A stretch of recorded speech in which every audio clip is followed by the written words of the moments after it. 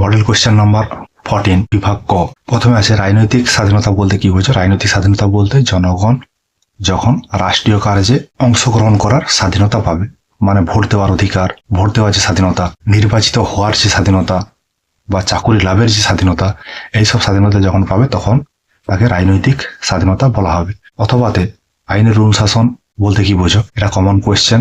জাতির আত্মনিয়ন্ত্রণ অধিকারের সপক্ষে দুটি যুক্তি, মানে একটা জাতি একটা রাষ্ট্রে থাকলে কি কি সুযোগ সুবিধা পেতে পারে, এই সম্পর্কে আমাদের লং কোয়েশ্চেন আলোচনা হয়েছে বা বিভিন্ন যে সেট আলোচনা হয়েছে সেখানেও এর আলোচনা করা হয়েছে। এখানে এটা কমন কোয়েশ্চেন।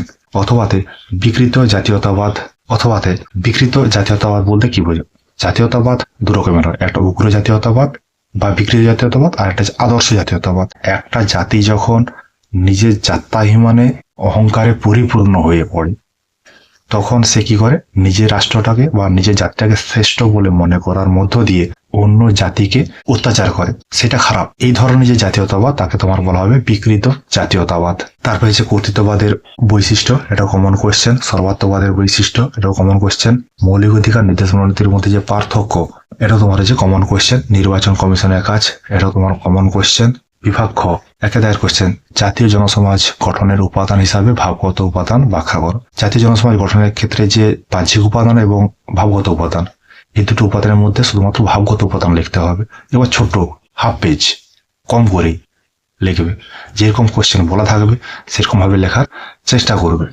অতিরিক্ত বাড়িয়ে পেজের পর পেজ লিখে কোনো লাভ নেই, তাতে পরীক্ষক যিনি খাতা দেখবেন তিনি অসন্তুষ্ট হবেন। তুমি যতটুকু কোশ্চেন বলবে সেই ততটুকু কোশ্চেন লিখলেই পরীক্ষকের মন জয় করা যায়।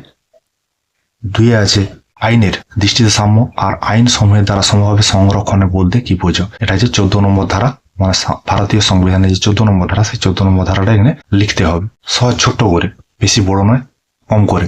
যেরকম কোশ্চেন সেরকম করেই তোমরা যদি লেখো তাহলে পরীক্ষক সন্তুষ্ট হবেন এবং যথাযথ নাম্বার তোমরা পাবে। এখানে 14 নম্বর ধারা লিখতে বলছে, সেখানে 14, 15, 16, 17 নম্বর ধারা লিখে লাভ নেই। এখানে শুধুমাত্র 14 নম্বর ধারা লিখতে বলা হয়েছে। অথবাতে আছে সুপ্রিম কোর্ট বা হাইকোর্ট কর্তৃক জারি করা 5টি আদেশ বা নির্দেশ বা লেখো রিট সম্পর্কে লেখো। তাহলে 32 নম্বর ধারায় কি আছে? 32 নম্বর ধারায় এই সুপ্রিম কোর্ট ও হাইকোর্ট যে কর্তৃক 5টি আদেশ বা লেখো বা নির্দেশ জারি করা, এটা কোথায় আছে? এটা সংবিধানের 32 নম্বর ধারায় আছে।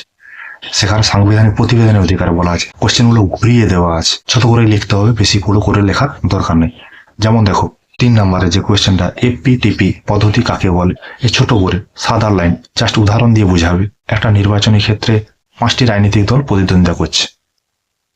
ধরা গেল ওই নির্বাচনী ক্ষেত্রে 100 জন ভোটদাতা পছন্দের প্রার্থী অনুসারে তার গোপন ভোটদান পদ্ধতির মাধ্যমে ভোট দেবে। সেখান থেকে দেখা গেল ভোট গণনার পরে কোনো একজন প্রার্থী 50টি ভোট পেয়েছে, আর অন্যান্য যারা প্রার্থী তা 10, 5, 20 এরকম করে ভোট পেয়েছে। তাহলে এইখানে কি, এইখানে যে দলের প্রার্থী 50টি ভোট পেয়েছে সেই এখানে জয়ী বলে ঘোষণা করা হবে। এটাই হচ্ছে এফপিটিপি পদ্ধতি। বিভাগ গ, একের দাগে স্বাভাবিক সাম্য, রাজনৈতিক সাম্য ও লিঙ্গ সাম্য সম্পর্কে আলোচনা করো। আমরা যে অন্যান্য কোশ্চেনে আলোচনা যখন করি তখন দেখছিলাম যে সাম্যের রূপগুলি আলোচনা করো। এটা হচ্ছে সাম্যের রূপের যে ভাগগুলো, সেগুলো হচ্ছে এইগুলো: স্বাভাবিক সাম্য, রাজনৈতিক সাম্য এবং লিঙ্গ সাম্য। এই 3টাই সাম্য লিখতে হবে, আর কিছু লেখার দরকার নেই। অথবা আছে ক্ষমতা সন্তীকরণ নীতির পক্ষে এবং বিপক্ষে যুক্তি দাও। এটা কমন কোয়েশ্চেন। 2 দাগে গণতন্ত্রের মূল বৈশিষ্ট্যগুলি আলোচনা করো। এটাও কমন কোয়েশ্চেন। গান্ধীজির অজি ব্যবস্থা বলতে কি বোঝো, অজি ব্যবস্থার বৈশিষ্ট্য, এটাও কমন কোয়েশ্চেন। স্বামী বিবেকানন্দের সামাজিক ন্যায় নীতি প্রতিষ্ঠার ক্ষেত্রে অবদান, এটা হচ্ছে তোমার কমন কোয়েশ্চেন। এটা সবই তোমার কমন কোয়েশ্চেন। দেখবে, পড়বে, কমেন্ট করবে, বুঝতে না পারলে বলবে। তারপরে চলে আসো মডেল কোয়েশ্চেন নাম্বার 15 বিভাগ কয়ে রলসের ম্যাক্সিমাইন নীতিটি আলোচনা করো। এটা হলো নতুন কোয়েশ্চেন। রলসের ম্যাক্সিমাইন যে নীতিটা সেটা এরকম: অর্থনৈতিক ও সামাজিক বৈষম্যকে এমনভাবে বিন্যস্ত করতে হবে সমাজের সর্বাপেক্ষা কম সুবিধা প্রাপক যারা আছে তারা বেশি পরিমাণে সুযোগ সুবিধা লাভ করতে পারবে। এটা গেল তোমার ম্যাক্সিমাইন নীতির প্রথম অংশ। দ্বিতীয় অংশে কি আছে? অর্থনৈতিক সামাজিক অসাম্যের যুক্তিসঙ্গত বিন্যাসের উপর নির্ভর করে সমান সামর্থ্যযুক্ত ও দক্ষতা সম্পন্ন সকল মানুষই যে কোনো পদমর্যাদার সুযোগ সুবিধা লাভ করতে পারবে। এভাবে তোমার হচ্ছে ম্যাক্সিমাইন নীতির যে প্রথম অংশ এবং দ্বিতীয় অংশ দুটোকে লিখতে হবে। এটা নতুন কোশ্চেন, একে দেখার অথবাতে আছে আইনসঙ্গত স্বাধীনতা বলতে কি বোঝো বা এটা কয় প্রকার কি কি। স্বাধীনতার যে ভাগগুলো আছে তার একটি ভাগ হচ্ছে আইনসঙ্গত স্বাধীনতা।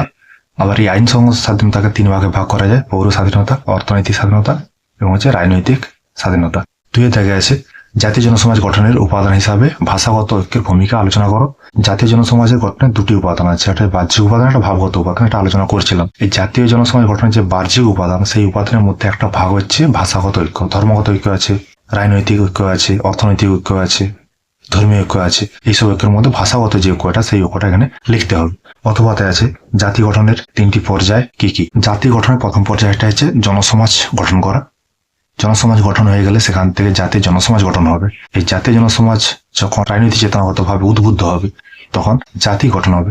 এইটা হচ্ছে জাতি গঠনের 3টি পর্যায়। 3 আছে সমাজতান্ত্রিক গণতন্ত্রের 2টি বৈশিষ্ট্য লেখো। এখানে বৈশিষ্ট্য 1 নম্বরে লিখবে সকলের জন্য সমান সুযোগ সুবিধার উপস্থিতি, সকলের জন্য সমান অধিকার স্বীকৃত। 2 লিখবে ব্যক্তিগত সম্পত্তি বা মালিকানার বিলোপ সাধন, একদলীয় ব্যবস্থা, সার্বজনীন প্রাপ্তবয়স্ক ভোটাধিকার। এগুলো হচ্ছে সমাজতান্ত্রিক গণতন্ত্রের বৈশিষ্ট্য হতে পারে। 4টা বললাম, 2টি লিখতে বলা হয়েছে। তোমরা এটা 2টি যে পয়েন্ট একটু বর্ণনা করে লিখবে 2-1 লাইন। তারপরে আছে উদারনৈতিক গণতন্ত্রের 2টি বৈশিষ্ট্য লেখো। লিখবে রাজনৈতিক সাম্য প্রতিষ্ঠা, সংখ্যালঘুদের স্বার্থ রক্ষা, সার্বজনীন প্রাপ্তবয়স্ক ভোটাধিকার, আইনের অনুশাসন প্রতিষ্ঠা। এগুলো হচ্ছে উদারনৈতিক গণতন্ত্রের বৈশিষ্ট্য। সরকারের যে রূপ আছে সেই রূপের মধ্যে একটা রূপ সমাজতান্ত্রিক গণতন্ত্র এবং হচ্ছে উদারনৈতিক গণতন্ত্র, এইভাবে ভাগ করা যেতে পারে বা এইভাবে ভাগ করা হয়েছে। 4 জায়গায় আছে ভারতের সংবিধান উল্লিখিত নাগরিকদের 2টি মৌলিক কর্তব্য লেখো। ভারতীয় সংবিধান যে মৌলিক কর্তব্য, সেই মৌলিক কর্তব্যগুলোর মধ্যে একটা লিখতে পারো জাতীয় পতাকার প্রতি সম্মান প্রদর্শন এবং জাতীয় যে সঙ্গীত আছে তার প্রতি সম্মান প্রদর্শন, এবং একটা লিখতে পারো 6 থেকে 14 বছর বয়স্ক সমস্ত শিশুকে অবৈতনিক বাধ্যতামূলক শিক্ষা প্রদান করা। এটা একটা কর্তব্যের মধ্যে পড়ে। 5 দেখা গেছে ভারতের মুখ্য নির্বাচন কমিশনারের স্বাধীনতা ও নিরপেক্ষতার রাস্তা ব্যবস্থা আলোচনা করো। এই কোশ্চেনে জটিল করে তৈরি করে দেওয়া আছে, শুধু লিখবে মুখ্য নির্বাচন কমিশনের স্বাধীনতা ও নিরপেক্ষতাগুলি আলোচনা রয়েছে, দেখতে পারো। তারপরে যে বিভাগ ক্ষয়ে জাতীয়তাবাদ মানব সভ্যতা শত্রু আলোচনা করে। এটা লাইন তুলে কোশ্চেন, জাতীয়তাবাদ মানব সভ্যতা শত্রু কখন হবে? যখন সেটা বিকৃত জাতীয়তাবাদ হয়ে যাবে। তাহলে বিকৃত জাতীয়তাবাদের যে বৈশিষ্ট্যগুলো সেগুলো লিখলেই এখানে হবে। 2 দেখা যাচ্ছে সংবিধানে মৌলিক অধিকারগুলি লিপিবদ্ধ করার প্রয়োজনীয়তা। এটা কোশ্চেনটা কমন কোশ্চেন, তাই আলোচনা করলাম না, অন্যান্য সেটা আলোচনা হয়েছে। 2 দাগের অথবা দেওয়া আছে ভারতের শাসনতন্ত্রে প্রদত্ত মৌলিক অধিকার সমূহের প্রধান বৈশিষ্ট্যগুলি লেখো। তাহলে মৌলিক অধিকারের বৈশিষ্ট্য কি কি গুলো হয়েছে এটা আমাদের আলোচনা রয়েছে। বা দেখবে কোশ্চেনের অ্যান্সারটা নোট আকারে দেওয়া আছে, সেই নোট আকারে খাতাতে তুলে নিয়ে পড়তে পারো বা বিষয়টাকে দেখে মুখস্থ করতে পারো। 3 দাগে আছে ফার্স্ট পাস্ট দা পোস্ট পদ্ধতি 4টি সুবিধা, এটা আমাদের কোশ্চেনে আলোচনা রয়েছে। বিভাগ গয়ে ন্যায়ের উৎসগুলি আলোচনা করো। এই কোশ্চেনটা আনকমন কোশ্চেন, এই সেটে প্রথম দেখা গেল। ন্যায়ের উৎসগুলো কি হতে পারে? ধর্ম, নীতিশাস্ত্র, প্রকৃতি, অর্থশাস্ত্র, অর্থনীতি, এগুলো হচ্ছে ন্যায়ের উৎস হিসাবে আলোচনা করা রয়েছে, দেখবে। তারপরে আছে 2 দাগের সদর্থক ও অনর্থক স্বাধীনতার পার্থক্য হবে, ওটা পার্থক্য নিরূপণ করো। বানানটা ভুল লেখা হয়েছে। স্বাধীনতা যে 2টি অর্থে ভাগ করা যায়, একটা হচ্ছে ইতিবাচক অর্থে, একটা নেতিবাচক অর্থে। স্বাধীনতা কিভাবে ভাগ করা হয়েছে সেই দুটোর মধ্যে পার্থক্য এখানে লিখতে হবে। 2 দাগে আছে সর্বাত্মবাদের গুণ দোষ আলোচনা করো, মানে সর্বাত্মবাদের সুবিধা ও অসুবিধাগুলি কি কি রয়েছে সেগুলো আলোচনা করতে বলা হয়েছে। তারপরে আছে তোমার স্বামী বিবেকানন্দের সামাজিক সংস্কার এবং মৌলানা আবুল কালাম আজাদের স্বাধীনতা সংক্রান্ত যে ধারণা সেগুলো আলোচনা করতে বলা হয়েছে। এইসব আলোচনাগুলো আমাদের এখানে আলোচনা রয়েছে, দেখবে, পড়বে। বুঝতে না পারলে কমেন্ট করবে, এমনিতেই কমেন্ট করবে আর লাইক করবে, বন্ধুদের মধ্যে শেয়ার করবে। ঠিক আছে, তোমাদের জন্য আমার এই কিঞ্চিত প্রয়াস।